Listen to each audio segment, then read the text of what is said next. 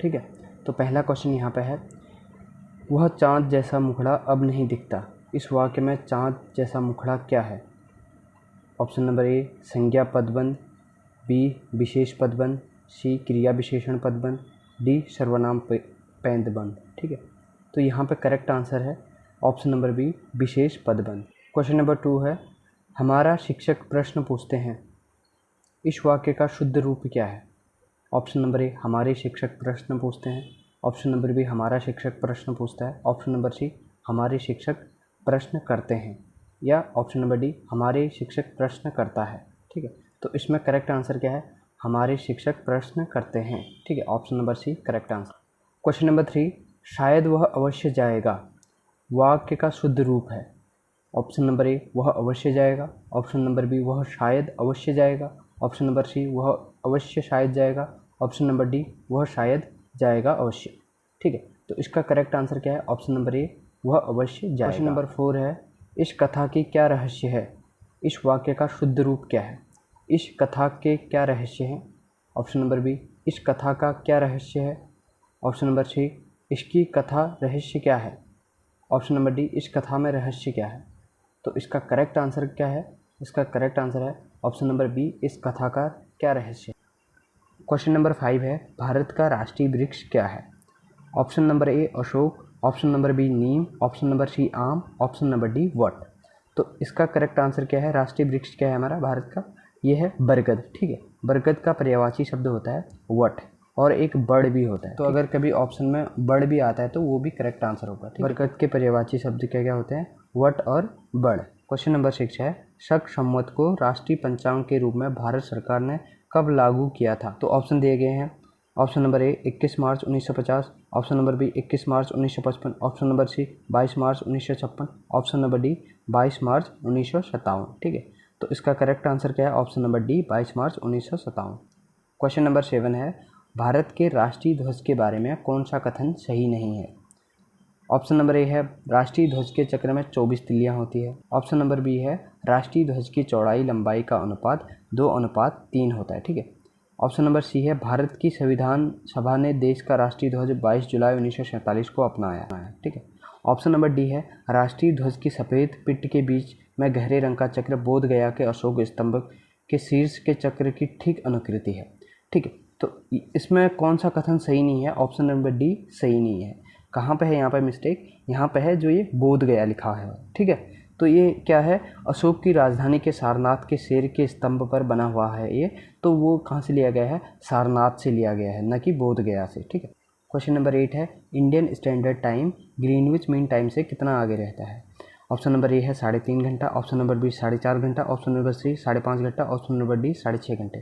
ठीक है, तो यहाँ पर करेक्ट आंसर क्या है? 5.5 घंटा। और ग्रीनविच मीन टाइम कहाँ से होकर गुजरती है? ग्रीनविच मीन टाइम एक कहाँ है?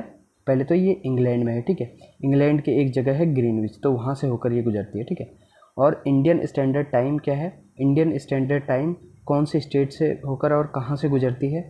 ये गुजरती है हमारे उत्तर प्रदेश के इलाहाबाद के निकट नैनी से गुजरती है। ठीक है, और ये कहाँ पे है? भारत में 82.5 डिग्री पूर्वी देशांतर पर है। ठीक है, क्वेश्चन नंबर 9 है, निम्नलिखित में से कौन सा कथन सत्य है? ऑप्शन नंबर ए मंगल ग्रह को भोर का तारा भी कहा जाता है, ऑप्शन नंबर बी शुक्र ग्रह को लाल ग्रह के रूप में भी जाना जाता है, ऑप्शन नंबर सी बुध सौरमंडल का सबसे चमकीला ग्रह है, ऑप्शन नंबर डी यूरेनस को लेटा हुआ ग्रह कहा जाता है। ठीक है, ऑप्शन नंबर डी यहाँ पर सही आंसर है। ठीक है, क्वेश्चन नंबर 10 है, इको मार्क किसी उत्पाद पर दिए गए इस प्रमाणन का चिन्ह होता है कि यह उत्पाद ऑप्शन नंबर ए किफ़ायती कीमती वाला है, ऑप्शन नंबर बी पर्यावरण की दृष्टि से अनुकूल है, ऑप्शन नंबर सी नष्ट होने वाला नहीं है, नंबर डी अच्छी किस्म का है। ठीक है, तो यहाँ पर इसका करेक्ट आंसर है ऑप्शन नंबर बी पर्यावरण की दृष्टि से अनुकूल है। इको मार्क एक उत्पादों से जुड़ा हुआ एक प्रतीक चिन्ह है जो क्या करता है? पर्यावरणीय संरक्षण और उत्पादों के लिए उपयोगी होता है। ठीक है, और जिसे क्या कर सकते हैं हम?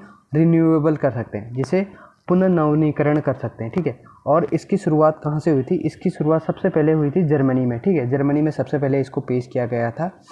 किसको? इको मार्क को। कब? 1978। उसके बाद स्वीडन, नॉर्वे, फिनलैंड और कनाडा और अन्य देशों ने भी जो ये इको मार्क वाला है वो ये लागू कर दिया था अपने देश में भी। क्वेश्चन नंबर 11 है, कर भार का तात्पर्य है। ऑप्शन नंबर ए कर अंततः कौन वहन करता है। ऑप्शन नंबर बी करारोपण के सिद्धांत।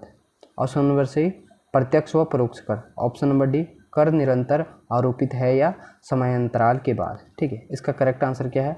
ऑप्शन नंबर ए कर अंततः कौन वहन करता है। क्वेश्चन नंबर 12 है रेलवे को निम्नलिखित में से किससे अधिक राजस्व की प्राप्ति होती है। ऑप्शन नंबर ए यात्रियों के किराए। ऑप्शन नंबर बी माल की ढुलाई। ऑप्शन नंबर सी पथ कर। ऑप्शन नंबर डी यात्री कर।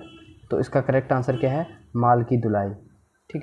क्वेश्चन नंबर 13 है सुपर 301 क्या है। ऑप्शन नंबर ए यह भारत द्वारा विकसित एक सुपर कंप्यूटर का ब्रांड नाम है। ठीक है। ऑप्शन नंबर बी चावल की नई विकसित वैरायटी। ऑप्शन नंबर सी यह अमेरिकी कानून की वह धारा है जो उन्हें अपने आयात पर उच्च सीमा शुल्क लगाने की शक्ति देती है। ठीक है। ऑप्शन नंबर डी यह एड्स से निपटने के लिए खोजी गई नई औषधि का नाम है। तो इसका करेक्ट आंसर क्या है? Option number C. Question number 14 है भगत सिंह किस राजनीतिक दल के सदस्य थे।